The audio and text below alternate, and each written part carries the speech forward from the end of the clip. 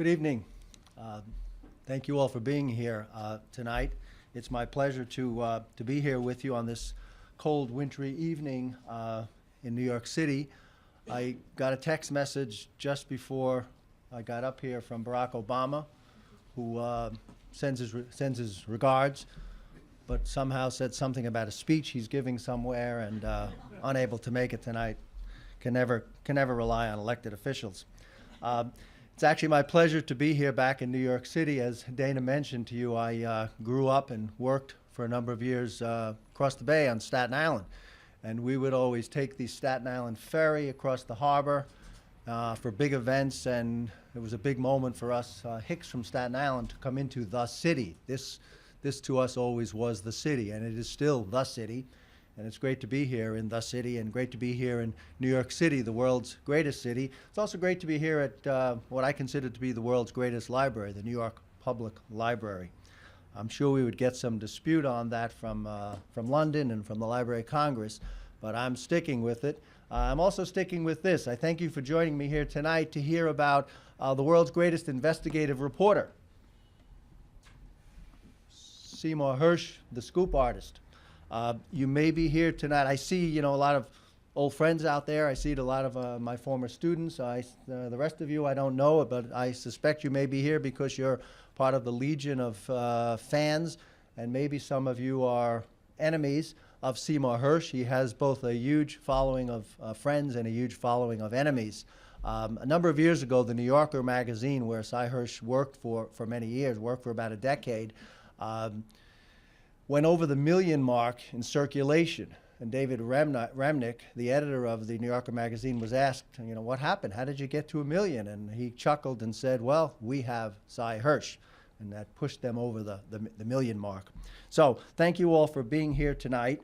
I also want to thank the New York Public Library for inviting me, Deborah Hirsch, and my former student Dana Sagona for interviewing. Get back to Dana in 1 second. I've actually spent much of my academic career across the street here at the New York Public Library.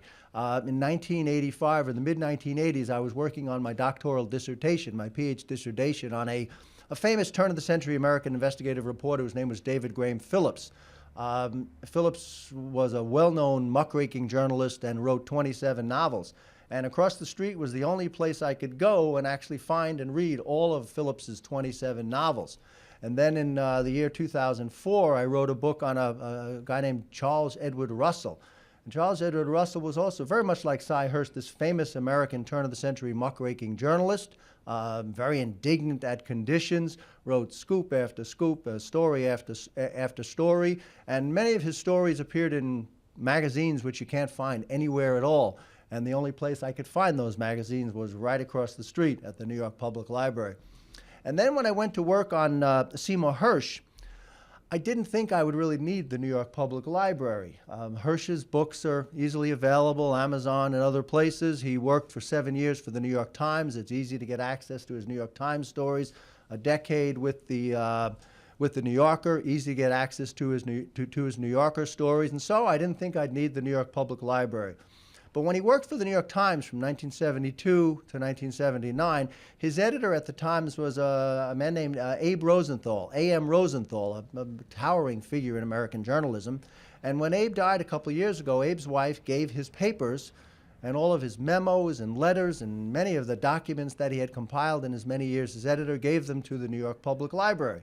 And so there it was. I needed an archive of the New York Public Library right across the street, and I spent a lot of time in that archive, and there were wonderfully juicy memos and wonderful kind of inside things that I found out about Cy Hersh and his relationship to the New York Times right across the street at the New York Times. So, right across the street at the New York Public Library.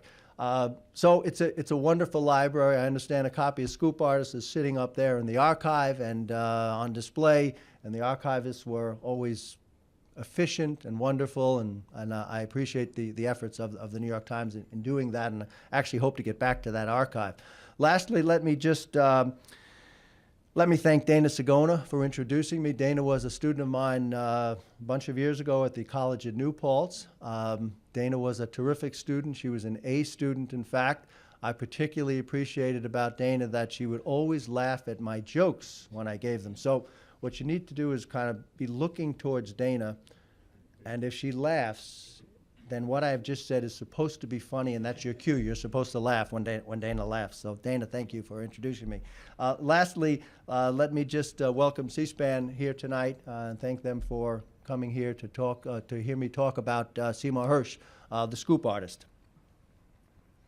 So who is this man I call the scoop artist? Cy Hersh, Seymour Hersh, Seymour Myron Hersh, born in 1937 in Chicago to immigrant parents. His father owned a dry cleaner, had a dry cleaning business in Chicago. His mother was a housekeeper. He went to public school in Chicago. He went for 2 years to a community college and then went to the University of Chicago University of Chicago, got a degree in history. He then started law school, didn't do very well. Law school and Cy Hersh did not get along, and he failed out of law school in less than a year. Cy Hersh is the man most people regard as the best investigative reporter in American history. He is the man who has won more awards and prizes than any other journalist. He is an icon and a hero to hundreds and hundreds of American journalists. He's the darling of the political left. He's the man the political right loves to despise and demonize. He's the man who, back in 1969, revealed to us the massacre by American soldiers of 500 civilians in a small village in Vietnam called My Lai. He's the man who almost, very much often overlooked, he's the man who almost single-handedly got the Nixon administration in 1968 to ban the production and stockpiling of biological weapons, one of his early wonderful achievements that has still held. As we'll see, some of his achievements haven't held, and some of his achievements have actually kind of faded as conditions have changed in the world. He's the man who in 1975 revealed to a startled nation that the Central Intelligence Agency, in direct violation of law, was tapping the phones and opening the mail of American citizens. Why do you not look surprised by that? Some things never change. Think NSA, think Edward Snowden. Cy Hersh was telling us about the ways of the American government and getting viciously attacked for it, by the way, back in 1975. Today it's Edward Snowden. Back in getting all the heat. In 1975, all that heat went to Seymour Hersh after his scoop on the CIA. He's the man whose 1983 book revealed and showed us the dark, dark underside of the Nixon administration, a book called The Price of Power, Kissinger in the Nixon White House, showed us thousands of needless deaths that took place under the administration of both Nixon and Henry Kissinger. He's the man who in 1998 showed us the darkest side yet of the John Kennedy White House in a book called a book about the dark side of the White House called, I'm blanking on the name. Say yes, thank you, The Dark Side of Camelot. Cy Hersh's book, The Dark Side of Camelot. Seamy, sordid view of the White House that we had not gotten up to that point. And he is the man who, taken for finished and washed up and over the hill in the year 2004, at the age of 67, he was viciously attacked for his book on John Kennedy. And everyone simply said, it's over for Cy Hersh, he's washed up, he'll never do it again. And then in 2004, he revealed to again a startled nation that American soldiers were torturing Iraqi prisoners at a prison in Abu Ghraib. Newsweek magazine called him the Viagra of American journalism. He's back. Of course, he had never left, but from the public's point of view, there he was, and that actually gave me the bookends for the book, from My Lai to Abu Ghraib, with lots of great stuff in between. He's the man who has butted heads with virtually every American president since Lyndon Johnson. LBJ said we were not bombing North Vietnam. Cy Hersh showed us otherwise. Richard Nixon said we did not help overthrow Salvador Allende in Chile. Cy Hersh showed us otherwise. Gerald Ford said the CIA was not spying on American citizens. Cy Hersh showed us otherwise. Ronald Reagan's head of the Central Intelligence Agency, William Casey, threatened to throw Hersh in jail for a book he wrote about the downing of a Korean airliner by the Soviet Union.